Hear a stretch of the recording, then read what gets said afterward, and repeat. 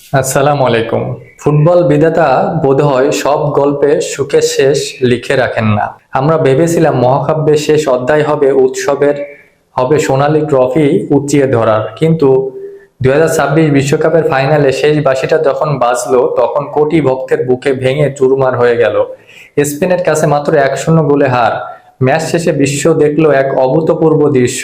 39 বছর বয়সী যে মানুষটা ফুটবলকে সবকিছু দিয়েছেন, সেই লিওনেল মেসি মেডেল গলায় নেওয়ার আগে এবং পরে যেভাবে অঝরে কাঁদলেন বাচ্চাদের মতো, ফুপিয়ে ফুপিয়ে, এবং গ্যালারিতে থাকা দর্শকদের দিকে তাকিয়ে রইলেন নীরবে এবং নিভৃতিতে তার চোখ দিয়ে পানি গড়িয়ে পড়তেছে।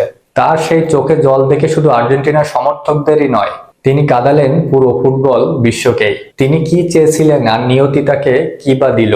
শেষটা কি আরো একটু রঙিন হতে পারতো না?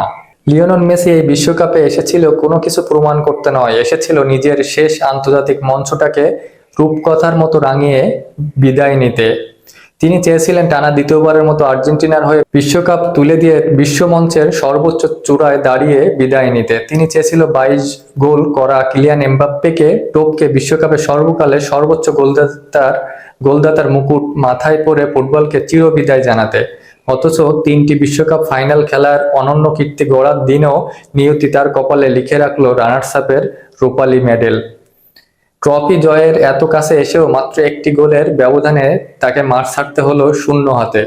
ফুটবল ইতিহাস তাকে অনেক রেকর্ড দিল, কিন্তু যে ট্রফিটার জন্য তিনি নিজের শেষ রক্তবিন্দু দিয়ে লড়াই করলেন তা ছোঁয়া হলো না। পুরস্কার বিতরণ অনুষ্ঠানে শুরু হওয়ার আগের মুহূর্ত থেকে চোখ জোড়া ছিল অশ্রুসিক্ত, আর রানার্স আপের মেডেলটি তার গলায় পরিয়ে দেওয়া হলো। মেসি তার নিজের আবেগ আর ধরে রাখতে পারলেন না। যে ট্রফির পাশ দিয়ে তিনি 2014 সালে হেঁটে গিয়েছিলেন, 2026-এ এসে আবার সেই ট্রফির দিকে করুণ দৃষ্টিতে তাকিয়ে তাকে মাঠ ছাড়তে হলো। ড্রেসিং রুমে যাওয়ার পথে ক্যামেরার সামনে মেসির সেই শিশুর মতো ডুকরে কেঁদে ওঠার দৃশ্যটি ছিল ফুটবল ইতিহাসের অন্যতম সবথেকে বেদনাবিধুর দৃশ্য। একজন কিংবদন্তি, তিনি পুরো কেরিয়ার জুড়ে কত কোটি মানুষকে আনন্দ দিয়েছেন, তার এমন অশ্রুসিক্ত বিদায় কোনো ফুটবল ভক্ত মেনে নিতে পারছে না।